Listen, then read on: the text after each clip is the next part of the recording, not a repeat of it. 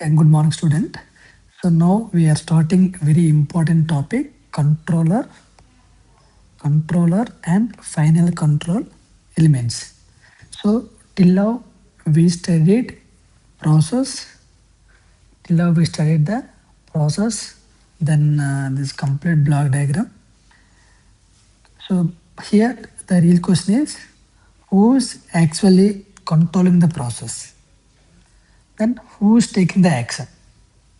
Okay, this is what we're going to understand now. Okay, so now let's see what is a final control element. So what is the final control element?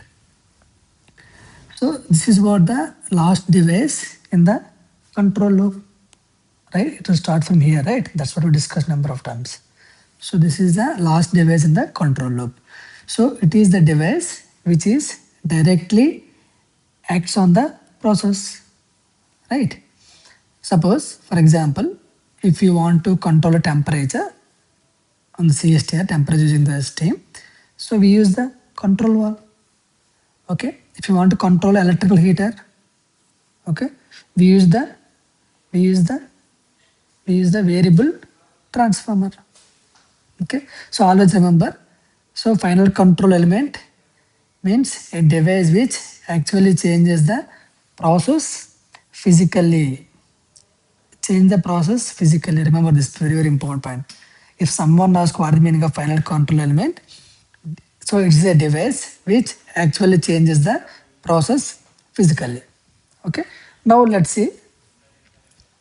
Now let's focus on the control valve. So this is mostly commonly used in the industry. Okay.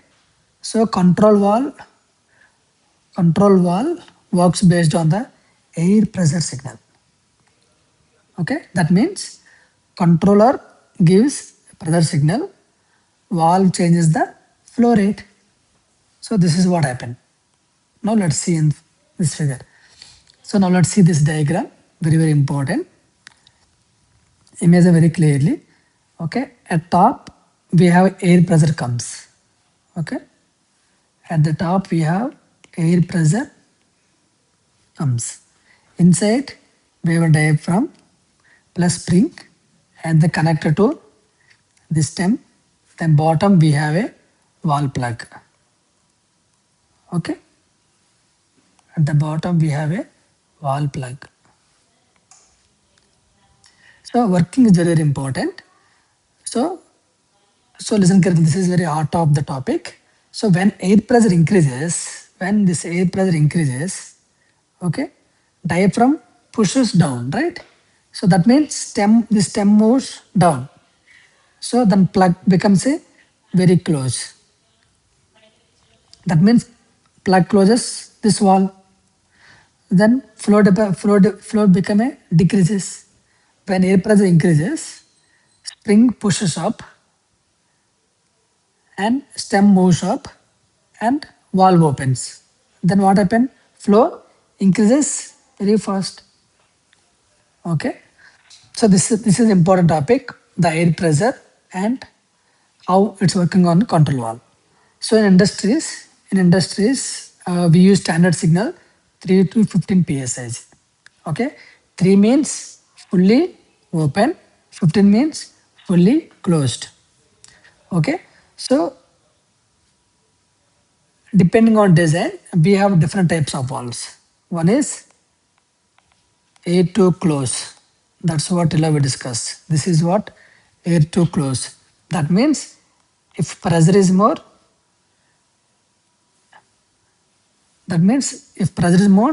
it closes. That's called air to close. Then we have one more design, air to open. That means if there is more pressure, it opens. So depending on design, the industry needs, they will choose. Okay. So the important point here in the control valve is control valve converts pressure signal into this flow rate. This is flow rate, right?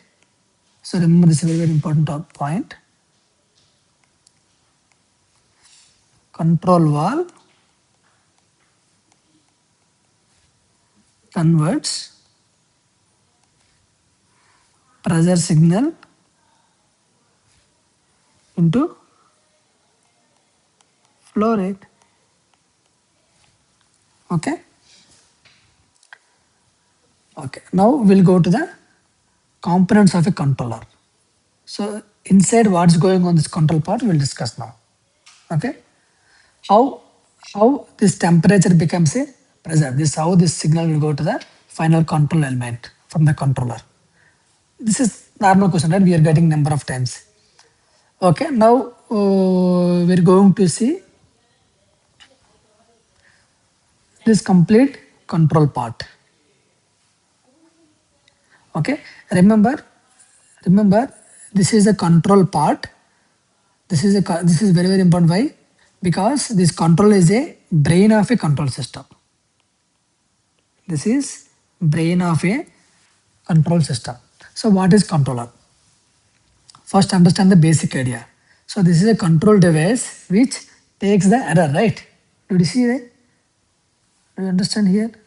Okay, 1 second, I will remove everything, then maybe you will understand. What happened? So here the controller takes error. See, this is what error equal to TR minus TM. So this error signal will goes to the controller. So it takes error as a input and gives control signal as a output. Okay, here what is error? So that's what we just discussed.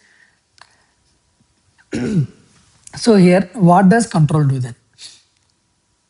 So what it will do with the error? Okay, controller will decide how much action is required. Okay, and finally it gives signal, right? That's what will do control here.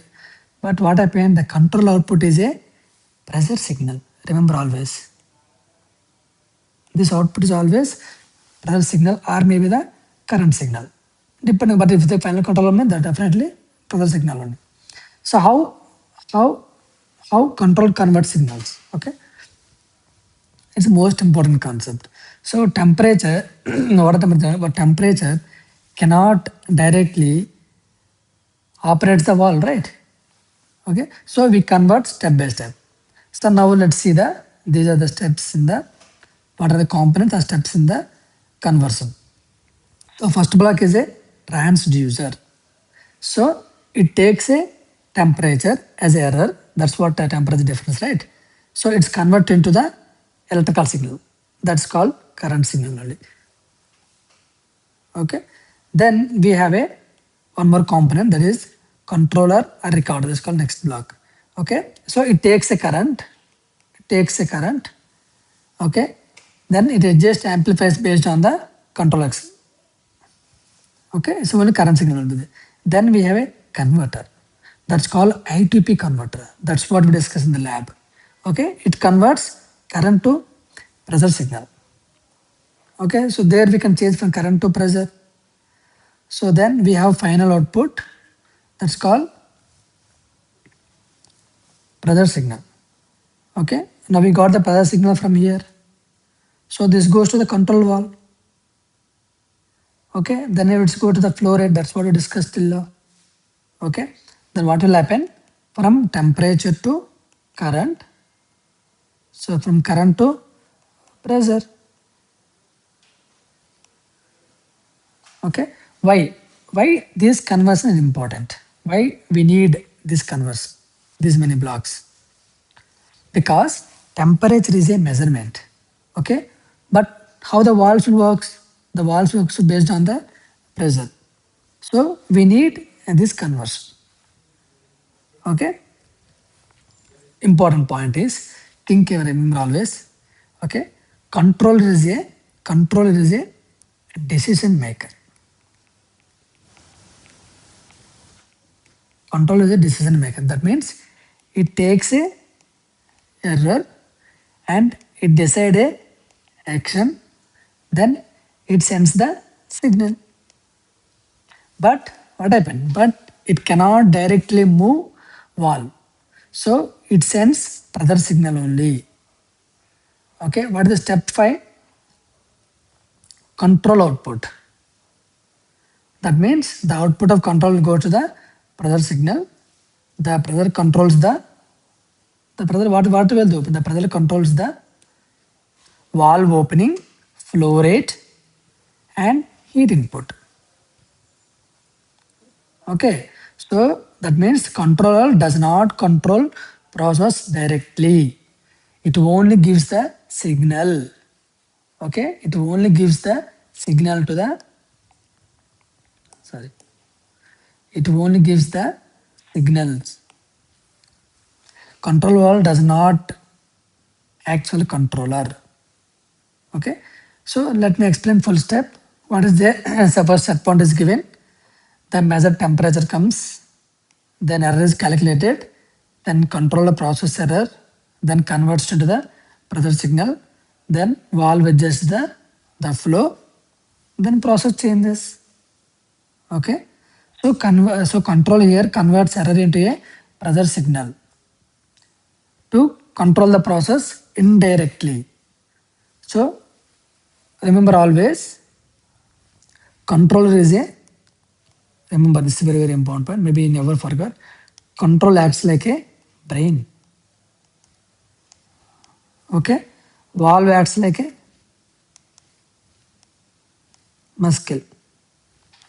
Okay, that means this brain decides, muscle acts. Okay, this brain, our brain decides, or muscle acts.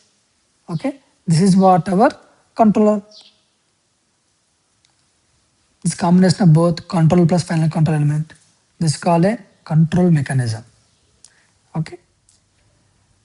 So now we are going to understand the transfer function of control valve. Okay. So till now we have seen that control valve is a, till now we have seen that control valve is a final control element. That means it's the device which actually affects the, so it affects the process.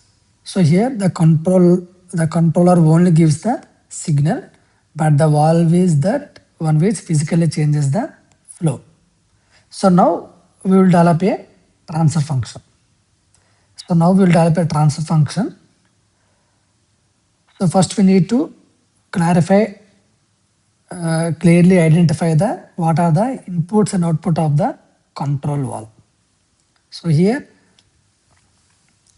here the control input is the pressure signal, okay, which is coming from the controller, and the output is the flow rate, or you can say the heat input of the process. So mathematically we are trying to find the relationship between flow and pressure, that is Q by P, that is Q by S by P of S.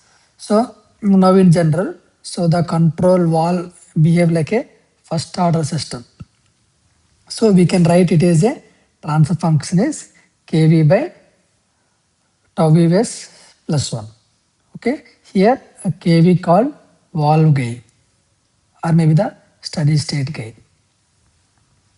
So what it tells, so it tells us how much the flow changes. How much the flow changes when we change the pressure. And what is tau V? Here tau V is the time constant of a valve, which tells how fast the valve responds. Okay. So now this is called a general mode of transfer function. But in the process control, we make very important point or very important assumption is, so we assume that the control valve is very fast compared to the process dynamics. That means the time constant of the valve is very small. Okay, so when this tau V is very small, when the tau V is very small,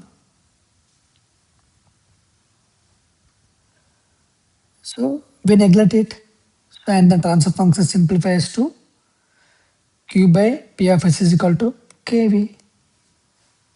That means the control valve behaves like a pure gain element. Okay, remember this is like pure gain element. So in simple way, what I can say is whenever we change the pressure, whenever we change the pressure, the flow changes immediately without delay. So physically, what we can say is if you increase the pressure signal, the wall immediately adjusts the change the flow. There is no significant lag. Okay, this is why most control system analysis we do not consider dynamics of the control wall. We simply take it as a gain.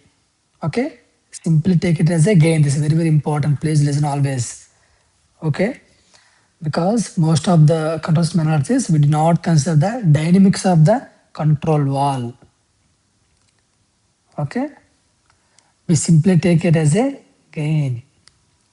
Okay, so the control wall here, what is it? The control wall here, they converts the pressure into flow, and its transfer function is approximately as kb because its dynamics is very fast.